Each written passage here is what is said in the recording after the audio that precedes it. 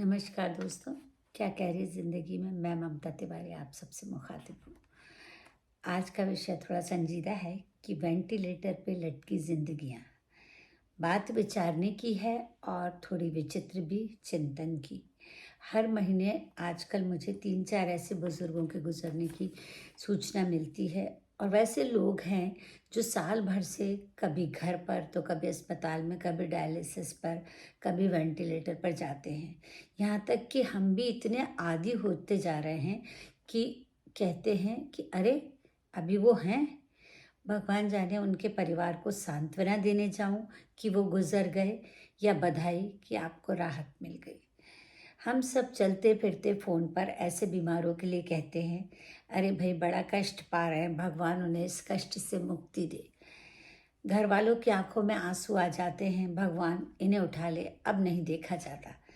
पर क्या कभी हमने सोचा, मृत्यु से पहले का ये पीड़ा का दौर का समय बढ़ता क्यों जा रहा है? हर बुजुर्ग पहले ही घोषणा कर देता है कि हमें वेंटिलेटर पर मत लटकाना। पर ऐसा कहीं होता है? अगर आप ऐसा करेंगे तो लोग क्या कहेंगे? ऐसे समय डॉक्टर की सलाह से बढ़कर कुछ नहीं। झूठे इल्ज़ाम लगाना भी बंद कर दीजिए कि पैसा कमाने के लिए वेंटिलेटर पर लटकाया जाता है। मानो वेंटिलेटर लाइफ सपोर्ट सिस्टम ना होकर यीशु की सूली हो गया हो। मेरी माँ सालों से बिस्तर पे थी। अचानक डिमेंशिया के कारण वो भूल गई कि वो चल नहीं सकती। उठ के चल पड़ी और गिर के हिप बोन उनकी टूट गई। तब भी वो 8 महीने रही बिस्तर पे। परेशानी ये थी कि उनकी दिमागी हालत के चलते वो बार बार उठ जाती थी और गिर जाती थी। अंतिम समय जब वो अस्पताल में थी तो मेरी कतई इच्छा नहीं थी कि उन्हें वेंटिलेटर पर रखा जाए, क्योंकि वो ऐसे सालों भी रह सकती थी। डॉक्टर ने भी ऐसे समय में सहयोग किया। उनका भी मानना था कि आप सक्षम हैं, महीनों वेंटिलेटर पे इन्हें रख सकती हैं, पर इम्प्रूवमेंट कुछ भी नहीं होगा। और लोग समझते हैं कि वेंटिलेटर लगे पेशेंट को तकलीफ नहीं होती, तो ये गलत है। मैंने भी अंतिम समय में अपनी माँ और ससुर को डॉक्टर की सलाह पर वेंटिलेटर पर नहीं रखा। आश्चर्यचकित है ना आप? डॉक्टर ऐसी सलाह भी देते हैं। आपको गलत फहमी है कि वो कहते हैं कि वेंटिलेटर पर ही रखा जाए।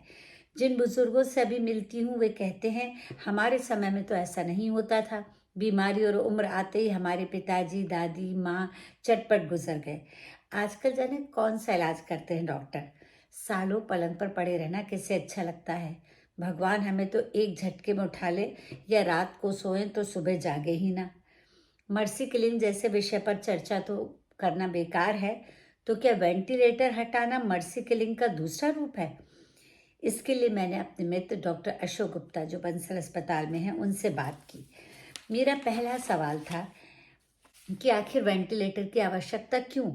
उन्होंने बताया कि जब पेशेंट के कुछ अंग काम करना बंद कर देते हैं और वो स्वयं सांस लेने में सक्षम नहीं होता, तो वेंटिलेटर के माध्यम से सांस लेता है।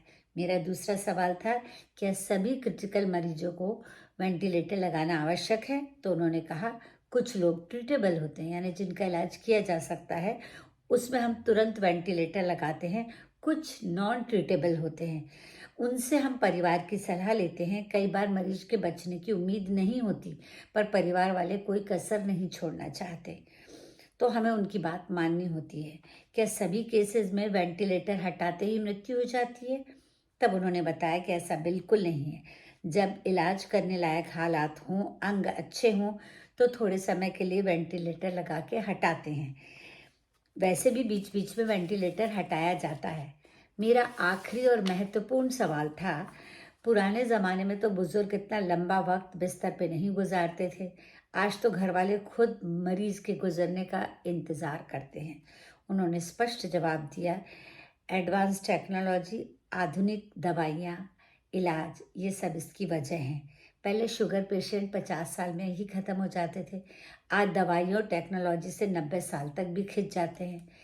आज घुटने रिप्लेसमेंट हो जाते हैं, पर पहले मरीज बिस्तर पर पड़ा रहता था और बेड सोर हो जाते थे। तो कुल मिलाकर इस टेक्नोलॉजी से पेशेंट के जीने की अवधि बढ़ जाती है, पर स्वस्थ जीवन जिए कोई ज़रूरी नहीं। सो उसी अवस्था में केयर टेकर, वेंटिलेटर, डायलिसिस से उन्हें जिंदा रखा जाता है। अभी हाल ही में मेरे परिचित जो अचानक बीमार हुए 75 वर्ष के थे, उनकी पुत्री ने उनको अस्पताल में भर्ती किया। पुत्र अमेरिका में था। अस्पताल में पता चला कि दोनों किडनी में कैंसर है। अब बेटा दूरी के अपराध बोध से जिद पे अड़ा था। तमाम सुविधाएं जुटा दी। 15-20 दिन रहा। पुत्री सेवा में थी। लगभग 1.5-2 महीने वो पुत्री सेवा में काम आई। अब डॉक्टर ने सलाह दी कि सब सुविधाएं हटा देनी चाहिए, क्योंकि उनके अंगों के सुधरने की कोई उम्मीद नहीं दिखती। कब तक आप अस्पताल में रखेंगे? पुत्र को आना भी नहीं था, पर उसे सारे उपकरण हटाने पर आपत्ति थी। ऐसे जिंदा रखने से किसी का भला नहीं हो सकता था। फिर डॉक्टर से बात कराई गई। उन्होंने कहा कि आप दूसरे अस्पताल ले जाइए। दूसरे अस्पताल ले जाने के लिए जब सब उपकरण हटाए गए तो हटाते ही वे गुजर गए। एक फालतू की जिद में वो पूरे समय पीड़ा सहते रहे। तो कुल मिलाकर इस बरस मैंने कई आंखों में दर्द देखा कि किसी को जाना है, किसी को जाने नहीं देना है। समझदारी तो यही कहती है कि डॉक्टर से सलाह लें, लाइलाज बीमारी में वहीं तक जाएं जहां तक उम्मीद है। फिर भी वो चाहे सुने या ना सुने, आप उनसे ये ज़रूर कहते रहें, और क्या कह रही है ज़िंदगी। शुक्रिया।